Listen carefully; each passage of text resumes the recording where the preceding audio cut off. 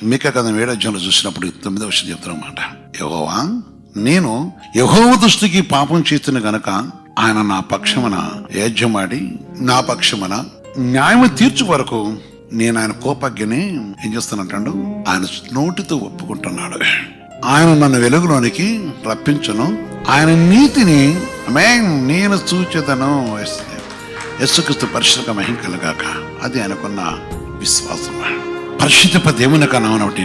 అందుకే దీని వెళ్ళారా భక్తులు అక్కడ గొప్ప మాట, మొట్టమొదటి మాట ఏంటంటే అది చాలా విలువైనది. తనకు తాను అంగీకరణంగా ఉండుట కోసం అనేది పశ్చాత్తపడతామన్నాడు. అంగీకరణగా మార్చబట్ట కోసం పశ్చాత్తపడతామన్నాడు. వారు కూడా అదే వర్షగంధంలో చెప్తున్న మాట కూడా అదే చెప్తున్నారు. మేము ఎడ్లకు బదులుగా ఎడ్లు ఇచ్చే ప్రయోజనం ఏంటి? మా పాపాన్ని విడిచిపెట్టకుండా నువ్వు విమోచిస్తున్నావు కానీ మా బ్రతుకులు మారలేదు కదా. నువ్వు విడిపిస్తున్నావు కానీ మేము విడుదల పొందలేదు కదా. మేము విడుదల పొంది మీకు అంగీకారంగా లేవు కదా.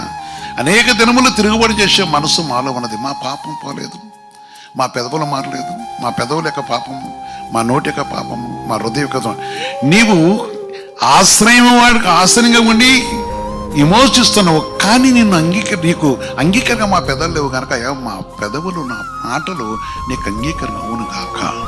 చాలా విషయాలు చూసినప్పుడు చిన్న చిన్న వాటిలో పడిపోవటము, నోటి మాటలో పడిపోవటము, లేక కొన్ని సమయంలో చూస్తున్నప్పుడు దేవుని ఆత్మకు విరోధంగా ప్రవర్తించడం జరుగుతూ ఉంటుంది.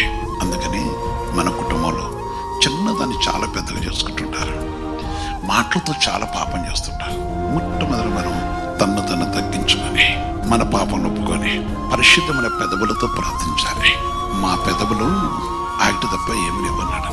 అవును కదా సహోదరి సోదర, భక్తులు ఉంటున్నాడంటే వారు నాలుగు కింద విషయం ఉండను, సర్ప విషయం ఉండను అంటాడు. మరి ఎవరైనా కావచ్చు, ఏదైనా ఉన్నాయి, కానీ మనం ఏ విధంగా ఉండాలి, మన కుటుంబం ఏ విధంగా దేవుని కలుసుకోవాలి ఆలోచించండి.